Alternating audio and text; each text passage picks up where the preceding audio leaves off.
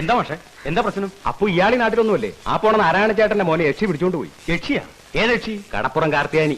എന്റെ ദൈവമേ, ഇതിപ്പോ എത്രാമത്തെ ആളെ അവളിങ്ങനെ പിടിച്ചോണ്ട് പോയി ഭർത്താവാക്കണത്? അവക്ക് എന്ത് ചെയ്താലെന്താ? ആ ആനപ്പാറയിലെ അച്ഛമ്മയും അവരുടെ ഗുണ്ടകളുണ്ടല്ലോ സഹായത്തിന്. ആ അഹങ്കാരം അവക്ക് ഒക്കെ ഇന്നത്തോണ്ട് തീരും. നാരായണ ചേട്ടൻ പോണതേ 500 ആനെ കാണാനാ. 500 ആനെ കാണാനോ? ആ അതെ. ഇന്ന് എന്തെങ്കിലും നടക്കും.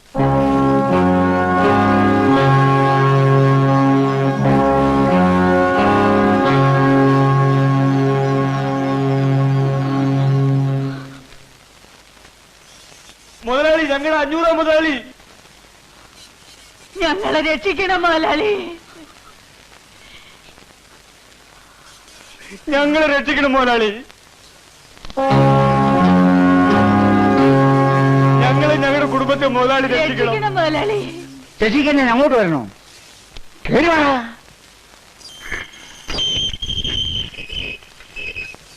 ദേ തുറന്നു വെച്ചിട്ടേക്ക് വരുന്നു.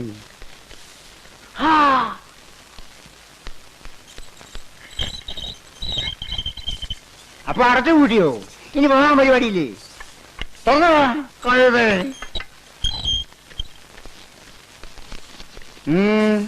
എന്താടാ കാര്യം? 500 മുതലാളി, ഞങ്ങൾക്ക് ഇനി മുതലാളി മാത്രമേ ഉള്ളൂ മുതലാളി. അതെന്താ ബാക്കിയുള്ള മുതലാളിമാരെല്ലാം ചത്തോ? കാര്യം പറയടാ. എന്റെ നാരായണൻ കുട്ടിയെ കാർത്തിയാനിയുടെ ആളുകളൊന്ന് പിടിച്ചോണ്ട് പോയി മുതലാളി. ഏത് കാർത്തിയാനിയാടാ? കടപ്പുറത്ത് കാർത്തിയാനി എന്ന് പറഞ്ഞ് വെച്ച് വന്ന് താമസിക്കുന്നുണ്ട്. അവള് ഇയാളുടെ മകനെ പിടിച്ചു വെച്ചിരിക്കുക മുതലാളി. ആ അതൊക്കെ പോലീസ് അടിച്ചെന്ന് പറയടാ. ഞാൻ പറഞ്ഞാന്ന് പറ. പോലീസുമായിട്ട് ഞങ്ങൾ ചെന്നതാ മുതലാളി, എന്നിട്ടും അവൾ അവനെ വിട്ടു തന്നില്ല. ആ അത് ശരി. അപ്പോ ഈ പോലീസും പട്ടാളവും എല്ലാം തോറ്റെടുത്ത് ഇനി ഞാൻ പോയി അടി കൂടണല്ലേ? എനിക്ക് മനസ്സില്ല. ഓടുന്നു. ആ കടപ്പുറം കാർത്തിയാനിക്ക് എല്ലാ സഹായവും ചെയ്തു കൊടുക്കണത് ആ ആനപ്പാറയിലെ അച്ചമ്മയാ.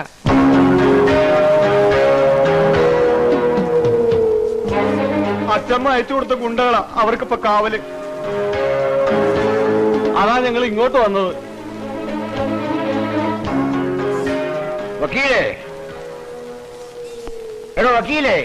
ഞാനിവിടെ ഉണ്ട്. ഉണ്ടെന്ന് എനിക്കറിയാം. ഇല്ലാത്തവരെ ഞാൻ വിളിക്കുവോ? താനാ ഫോണിൽ എടുത്ത് കറക്കി നമ്മുടെ പിള്ളേരേക്ക് നീ വരാൻ പറ. ഈ കേസിൽ നമ്മൾ ഇടപെടണം മുതലാളി. ഇതൊരു പെണ്ണ് കേസല്ലേ? നിങ്ങൾക്കറിയില്ലേ പെണ്ണുങ്ങളുമായി ബന്ധപ്പെട്ട ഒരു കേസിലും 500 ഇടപെടില്ലെന്ന്? എടോ വക്കീലേ, ഞാൻ കേട്ടിടത്തോളം ഇതൊരു പെണ്ണ് കേസല്ല. ആനപ്പാറയെ തള്ളയും മക്കളും ഇടപെട്ട കേസാ. അവർക്കെതിരായിട്ട് ആരെന്ത് സഹായം ചോദിച്ചു പറ്റി തോന്നാലും ഈ 500 സഹായിക്കും. 500 സഹായിക്കും. സഹായിക്കും. അത് നീയാണ് തീരുമാനിക്കുന്നത്, ഞാനല്ലേ തീരുമാനിക്കേണ്ടത്. താഴേതാ. താൻ വിളിയടോ. ഇത് രണ്ടും 2 മാസത്തെ ബില്ല്.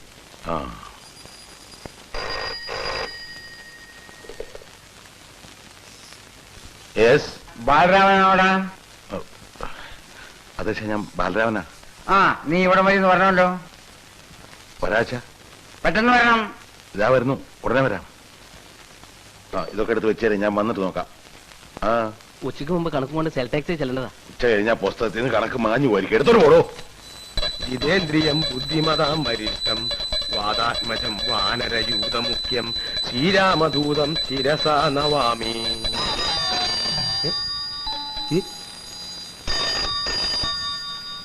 ആവശ്യത്തിന് ഞാൻ മണിയടിക്കണ്ടല്ലോ, പിന്നെ ആരെ ഇപ്പൊ എന്റെ കൂടടിക്കണേ? കയ്യിലുള്ള ആ കുഞ്ഞിക്കിണർ ഒന്ന് മേശപ്പുറത്ത് വെച്ച് ഫോൺ ബെല്ലടിക്കുന്നത് നിനക്ക് കേട്ടൂടെ എന്റെ കുട്ടി? ഞങ്ങളിവിടെ എന്താ ചെയ്യണെന്ന് നിനക്ക് കണ്ടൂടെ എന്റെ കുട്ടി? എന്നാ ഫോൺ എടുക്കണ പെരട്ടെ. അപ്പൊ നമ്മൾ എവിടെ നിർത്തിയെന്ന് പറഞ്ഞേ? വാദാത്മജം ശിരസ. ഓ പ്രേമം നോക്കിയടാ. ആരമ്മനെ കെട്ടി പിശാചാന്ന്. ചോറ്. ഹലോ, ആരാ? നിന്റെയൊക്കെ അമ്മയെ കെട്ടിയ പിശാച് തന്നെയാ. അയ്യോ ചേട്ടാ, അച്ഛനാ? അച്ഛൻ? അയ്യോ ആഞ്ജനയാ. സാമേട്ടനെ വിളിക്കട്ടെ അച്ഛാ?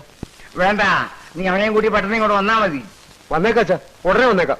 പ്രേമ ഒന്ന് പിടിച്ച, എനിക്ക് ഇത്തിരി പണിയുണ്ട്. അയ്യോ എടാ തൊരപ്പാ, അച്ഛന്റെ ഒച്ച നിനക്ക് മനസ്സിലായില്ലല്ലേ? മനസ്സിലായില്ലെങ്കിലേ നിന്നെ ഞാൻ ഇന്ന് ഇവിടുന്ന് ഡിസ്മിസ് ചെയ്തുടാ. പോ. ഹലോ, ലോക്കാളി ഹോസ്റ്റലില്ലേ? അതെ. രാമത്തിരുന്ന് കേട്ടണല്ലോ. ഇപ്പൊ വിളിക്കാം.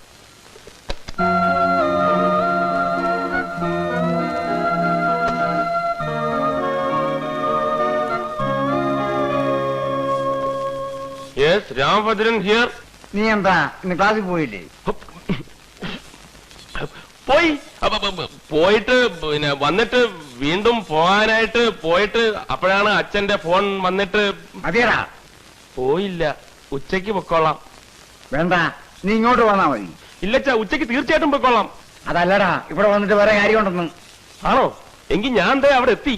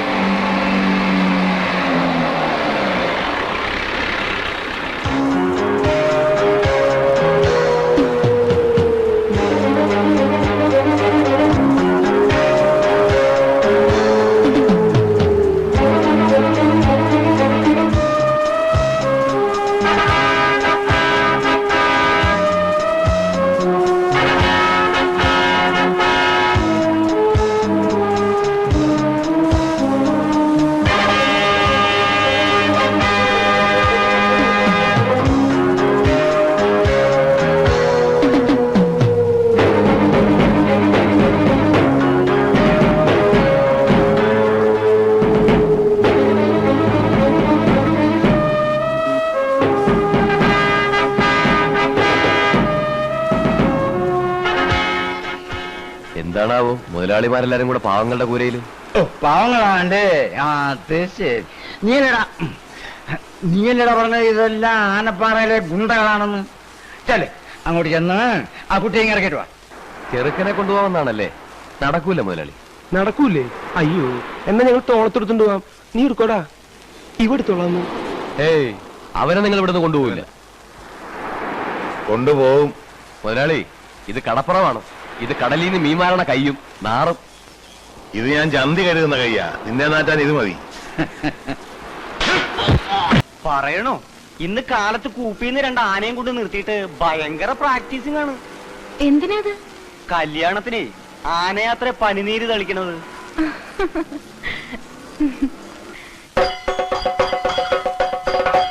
തളിയാന പനിനീര്, തളിയാന പനിനീര്, തളിയാനെ തളിയാന പനിനീര്, ഇവിടെ തളിയാന പനിനീര്, തളിയാന പനിനീര്. നിങ്ങൾക്ക് ആരന്റെ ആനപ്പാപ്പാനേക്കിത്? അതിങ്ങോട്ട് വന്ന് ഞാൻ കാണിച്ചു തരാം. തളിയാനെ പനിനീര്, ഇവിടെ തളിയാനെ പനിനീര്, പനിനീര് തളിയാനെ.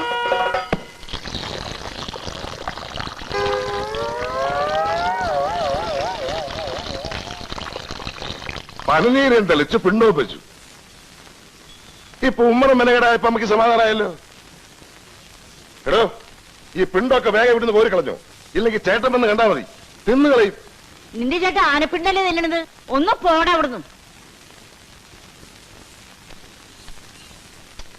നീ പഠിപ്പിക്കടാ. തളിയാന പനിനീര്, അങ്ങോട്ട് തളിയാന പനിനീര്.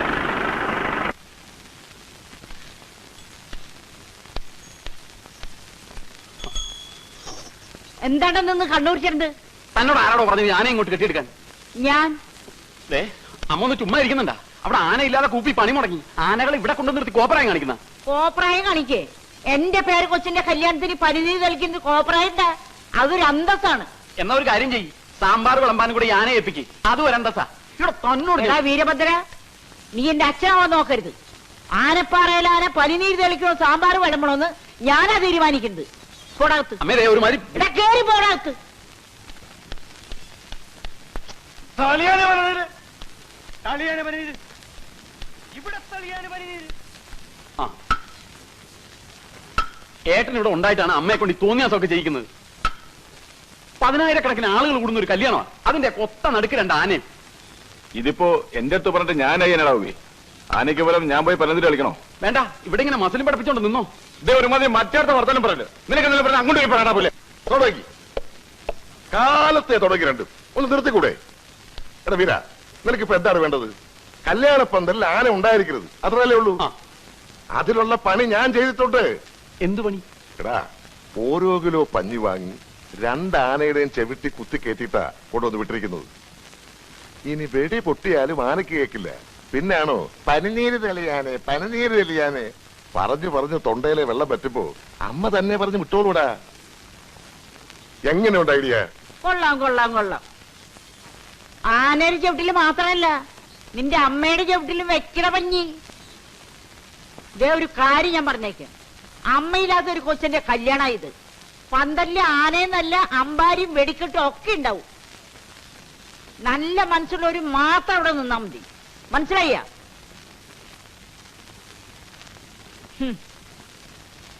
എനിക്കറിയാൻ പാടില്ല എന്റെ ദൈവമേ, കല്യാണത്തിന് വരുന്ന എത്ര എണ്ണത്തിന് ആന ചവിട്ടിക്കൊല്ലുന്നു.